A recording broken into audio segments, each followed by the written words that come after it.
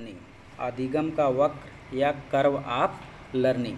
देखिए अधिगम का वक्र क्या कहलाता है, सीखने की प्रगति दर्शाता है। जैसे वक्र मतलब कर्व होता है, जैसे हम लोग बहुत से वक्र बनाए हैं इस तरीके से कि नहीं, कर्व। इसी तरीके से देखिए ये सब क्या है, ये सब अधिगम के वक्र हैं। और अधिगम का वक्र जो होता है वो दर्शाता है सीखने की गति या सीखने की प्रगति। यही दोनों जो है आपके यूपी टेट के एग्ज़ाम में दोनों, एक बार सीखने की गति ऑप्शन में आया है, दूसरी बार सीखने की प्रगति ऑप्शन में आया है। तो दोनों का मतलब क्या है, एक ही है। अब गति का मतलब है कि देखिए उन्नति और अवनति से, जैसे कोई भी चीज़ हम सीखना प्रारंभ करते हैं तो आरंभ से अंत तक, जैसे यूपी टेट की तैयारी आप अब मन से करना शुरू किए हैं, तो यहाँ से शुरू किए हैं और लक्ष्य आपका यहाँ है, तो कभी तेज कभी धीम, कभी तेज कभी धीम, कभी तेज कभी धीम होता है कि नहीं होता। तो उसी से निर्माण होता है एक क्या, वक्र का, जिसे आप कहते हैं अधिगम का वक्र कहते हैं। क्या कहते हैं, अधिगम का वक्र कहते हैं। कभी भी जो गति होती है एक समान नहीं होती, तो एक समान नहीं होगी तो जाहिर सी बात है कोई न कोई कर्व बनेगा। अगर एक समान ऐसे ऊपर की तरफ जा रहा है तो इसका मतलब आप बहुत तेज़ी से सीखते हुए कहाँ पर जा रहे हैं, लगातार सीखते हुए ऊपर जा रहे हैं। लेकिन मान लीजिए कभी ऐसे बहुत तेज़ी से ऊपर गया, फिर यहाँ पे ऐसे नीचे आने लगा, तो यह कर्व दर्शाता है कि भाई पहले तो आप बहुत तेज़ी से सीखे और बाद में क्या हुआ, धीम सीखने लगे, यानी उन्नति पहले हुई, बाद में क्या हुई, अवनति हुई। अगर मान लीजिए इस तरीके से कभी कर्व दिखाई दिया तो इसका मतलब है कि भाई एक दिन में आप जितना सीखे वही दूसरे दिन सीखे, उससे उतने तीसरे दिन सीखे, यानी बराबर मात्रा में ही सीखते क्या हो गए, चले गए। ऐसे ऐसे ढेर सारा वक्र, एक वक्र ऐसे बनेगा यश की तरह, तो इसका मतलब आप आज जो है धीमा सीख रहे थे, कल फिर तेज़, फिर धीमा, फिर तेज़, फिर धीमा, तो ऐसे सीखे। तो इस तरीके से ढेर सारा कर्व बनता है, ढेर सारा वक्र बनता है, जो दर्शाता है कि आप कैसे सीख रहे हैं, कितने स्पीड से आप सीख रहे हैं। तो सीखने की गति या सीखने की प्रगति दिखाता है कौन, अधिगम का वक्र। जिसमें देखिए पहला वक्र है, ये भी कई प्रकार के होते हैं, जिसमें पहला वक्र क्या है, नतोदर वक्र है। इसका नाम आप लोग सुने हैं कि नहीं सुने हैं, पढ़े होंगे ज़रूर कहीं न कहीं। तो नतोदर वक्र, भले ध्यान ना दिए हों लेकिन आप लोग पढ़े ज़रूर होंगे। नतोदर वक्र को ही कानकेय कर्व कहते हैं। क्या कहते हैं, कानकेय कर्व कहते हैं। यहाँ पे देखिए नतोदर वक्र जो है बना है, नतोदर वक्र इस तरीके से बनता है, और यहाँ पे इस तरीके से नतोदर वक्र बनता है। यहाँ देखिए समय दिया है, लिया गया समय, और यहाँ पे अधिगम की मात्रा, मतलब एक दिन में कितना सीखे, दूसरे दिन कितना सीखे, तीसरे दिन कितना सीखे। और यहाँ पे देखिए अधिगम इस तरीके से जा रहा है, तो बताइए अधिगम बढ़ता जा रहा है कि घटता जा रहा है, बढ़ता जा रहा है। जब बढ़ता जा रहा है तो इसको बढ़ता निष्पादन वक्र कहते हैं या इंक्रीज परफॉर्मेंस कहते हैं नहीं। अब देखिए कैसे बढ़ता जा रहा है, जैसे यहाँ पे लिया गया समय में 1 2 3 4 5 6 7 लिखा मिल रहा है, और इधर लिखा है कि एक दिन में 10 शब्दार्थ, दूसरे में 20, तीसरे में 30, चौथे में 40, पाँचवें में 50, छठे दिन में कितना 60 शब्दार्थ सीख रहा है। तो देखिए पहले दिन में कै ठो सीखा, 10 ठो, दूसरे दिन में कै ठो सीखा, 20 ठो। कहने का मतलब ये नहीं कि 10 बढ़ा, 10 तो बढ़ा, लेकिन 2 दिन में कितना सीख गया, 30 ठो। कितना सीखा, 30 ठो। फिर तीसरे दिन कै ठो सीखा, 30 ठो।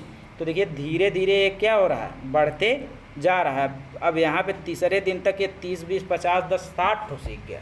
पहले दिन कितना सीखा था, 10, और तीसरे दिन 60। ऐसे इसका बढ़ते हुए क्या हो रहा है, चला जा रहा है। तो इसीलिए इसको बढ़ता निष्पादन वक्र भी कहते हैं। क्या कहते हैं, बढ़ता निष्पादन वक्र भी कहते हैं।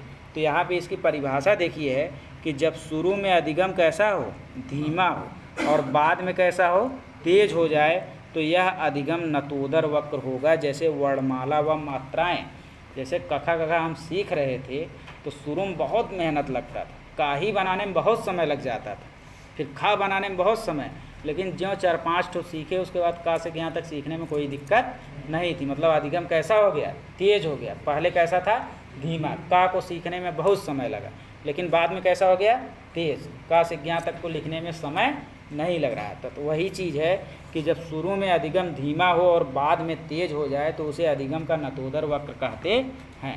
थोड़ा सा कठिन लग रहा है कि नहीं, जैसे लग रहा है साइंस वाइंस चल रहा है, इसीलिए कहें शुरू में कि यह चैप्टर थोड़ा सा क्या है, समझने वाला, थोड़ा मतलब ऐसा भी नहीं है कि मतलब उस तरीके से समझ लेंगे, ठीक है। तो यहाँ पे देखिए कैसे आपको याद करना है। जैसे नतोदर में नत आ रहा है ना, तो नत मस्तक कहाँ पे होता है, ऊपर होता है ना, ऊपर होता है तो अधिगम जाएगा ऊपर, अधिगम कहाँ पे जाएगा, ऊपर जाएगा। ऐसे ऊपर की तरफ आप क्या करेंगे, बना देंगे। यही वक्र देकर आपसे पूछेगा कि यह कौन सा वक्र, इसमें ऐसे ही क्वेश्चन पूछता है, कुछ और नहीं। या तो परिभाषा दे देगा या तो क्या करेगा, वक्र देगा, और वक्र देकर पूछेगा कि यह वक्र कौन सा है। तो इस तरीके से आप जैसे नत, नत माने क्या होगा, ऊपर, नत मस्तक, ऊपर की तरफ आप बना दीजिए। ऐसे ऊपर की तरफ जब बना देंगे तो नतोदर हो जाएगा, और ऐसे नीचे की तरफ बना देंगे क्या हो जाएगा, उन्नतोदर। तो एक तो जानते रहेंगे, दूसरा आ जाएगा, नहीं आ जाएगा। तो देखिए ऊपर की तरफ आप बना दिए, यहाँ पे दिया गया समय है, और यहाँ पे शब्दार्थ पहले दिन। देखिए पहले दिन हम यहाँ पे टिक कर रहे हैं, तो पहले दिन कितना सीख रहा है, इतना। दूसरे दिन हम यहाँ पे टिक कर रहे हैं, दूसरे दिन कितना सीखा है, इतना। यहाँ कितना सीखा था, यहाँ पे इतना ना, ज़्यादा सीख रहा है नहीं। तीसरे दिन हम यहाँ पे कर रहे हैं, तो तीसरे दिन का कितना सीखा था, इतना सीखा है। बढ़ता जा रहा है कि नहीं जा रहा है, तो इसीलिए इसे क्या कहते हैं, बढ़ता निष्पादन वक्र। और निष्पादन मतलब आप जानते ही, परफॉर्मेंस कहते हैं इसको, अंग्रेजी में क्या कहते हैं, परफॉर्मेंस। जो आप लोग परफॉर्मेंस नहीं कहते हैं, इसका परफॉर्मेंस सही नहीं है, कहते हैं नहीं, तो वही है बढ़ता परफॉर्मेंस। मतलब इसमें परफॉर्मेंस बच्चे की क्या हो रही, बढ़ रही। पहले दिन 10 तो सीखा था, दूसरे दिन 20 तो, तीसरे दिन क्या है 30। मतलब परफॉर्मेंस अच्छा कर रहा है, खराब, तो उसे अच्छा परफॉर्मेंस कह दीजिए, चाहे बढ़ता परफॉर्मेंस कह दीजिए, चाहे जो कहिए, आपको टिक करने से मतलब है। यह अब नत से आपको याद भी हो जाएगा कि यह कौन सा वक्र है, नतोदर। क्या है, नतोदर वक्र, नतोदर वक्र। नाम सुने नहीं होंगे आप लोग, अजीब लग रहा है जैसे नतोदर वक्र, इंग्लिश में ही याद कर सकते हैं, ठीक। तो नतोदर वक्र जो है इसे बढ़ता निष्पादन कहते हैं। इसमें शुरू में अधिगम कैसा होता है, शुरू में कैसा होता है, धीमा, फिर बाद में देखिए अधिगम कैसे हो जाता है, तेज हो जाता है। तो शुरू में अधिगम धीमा, और बाद में अगर अधिगम तेज हो गया तो उस वक्र को हम कहेंगे कौन सा वक्र, नतोदर वक्र कहेंगे। और उसका चित्र ऐसे बनेगा, और इसमें वर्णमाला हो गया, ठीक, मात्रा हो गई, जो मात्राएं आप सीखें ये सब आपका क्या हो जाएगा, इसका उदाहरण हो जाएगा कि आपको यहाँ पे का सीखने में बड़ा दिन लगा, उसके बाद जब सीखना शुरू किए तो अब देखिए बहुत तेज़ी से हम लोग क्या करते हैं, कर लेते हैं। तो वर्णमाला हो गया, मात्राएं हो गया, इसको सीखने में शुरू में अधिगम कैसा था, धीमा, फिर बाद में कैसा हो गया, तेज हो गया, तो उसी को आप कहेंगे नतोदर वक्र कहेंगे, ठीक है। उसके बाद देखिए दूसरा जो है, दूसरा वक्र है उन्नतोदर। तो आप केवल एक याद रखेंगे नतोदर, और नतोदर का उल्टा आप क्या कर देंगे, उन्नतोदर। मतलब इसमें धीमा से तेज की ओर गया था, इसमें धीमा से तेज की ओर गया था, अब इसमें क्या हो जाएगा, तेज से धीमा की ओर। देखिए वक्र बन रहा है, पहले बहुत तेज़ी से क्या गया, सीखा, उसके बाद फिर क्या हुआ, यहाँ तक आया, उसके बाद क्या हो गया, धीरे धीरे नीचे आ गया। मतलब शुरू में अधिगम कैसे रहेगा, तेज, और बाद में अधिगम कैसा हो जाएगा, धीम। तो बाद में अधिगम धीम होगा तो कैसा, कौन सा निष्पादन वक्र कहेंगे, घटता निष्पादन वक्र। यहाँ पे क्या रहा, बढ़ रहा था, और यहाँ पे क्या हो रहा है, घट रहा है। इस मतलब इससे आपको समझ में आ जा रहा है ना कि मतलब यहाँ देखिए पहले बहुत तेज़ी से सीखा, और यहाँ पे हो गया उसका एक्सीडेंट, एक्सीडेंट हो गया, क्या, धीरे से नीचे आ गया। यहाँ पे परीक्षा हो गया, जैसे आप यूपी की तैयारी कर रहे हैं, परीक्षा जो होगा तो आपका अधिगम क्या होगा, धीरे धीरे नीचे आएगा। जो आप 2 घंटा 3 घंटा 4 घंटा पढ़ रहे थे, तब आप जो है बहुत करेंगे, आधा घंटा पढ़ेंगे, नहीं तो वो भी क्या करेंगे, छोड़ देंगे जब तक सुपर टेट का फॉर्म नहीं आएगा, ठीक। तो इस तरीके से देखिए लिखा है, परीक्षा के समय सीखने की गति तेज, और परीक्षा के बाद कैसी हो जाती है, धीमी हो जाती है। यह उदाहरण है किसका, उन्नतोदर वक्र का। तीसरा वक्र देखिए क्या है, मिश्रित या सीढ़ीदार या यश आकृति वक्र। वेरी मोस्ट इम्पॉर्टेंट यह है कि ज़्यादातर हर इंसान, यहाँ लिखा है देखिए, ज़्यादातर हर इंसान के लाइफ में कैसा वक्र बनता है, मिश्रित या सीढ़ीदार, या सीखने की गति कैसी होती है, अनियमित होती है। यहाँ पे देखिए ऐसा वक्र बना है कि यहाँ पे कभी तेज, कभी धीम, तो कभी तेज, फिर कभी धीम, तो फिर कभी तेज, ऐसे ऐसे क्या होगा, यह चलता रहता है। ठीक है, जैसे मान लीजिए आप ही लोग एग्ज़ाम देंगे, तो यूपी टेट का एग्ज़ाम आ गया, तो आप क्या करेंगे, अपनी गति को क्या करेंगे, तेज, और बाई चांस पेपर टल गया तो क्या होगा, फिर धीम होगा, फिर पेपर की डेट आ गई, फिर क्या होगा, तेज होगा। तो यही जो है ज़्यादातर हर इंसान के अंदर यस आकृति या मिश्रित या सीढ़ीदार वक्र होता है।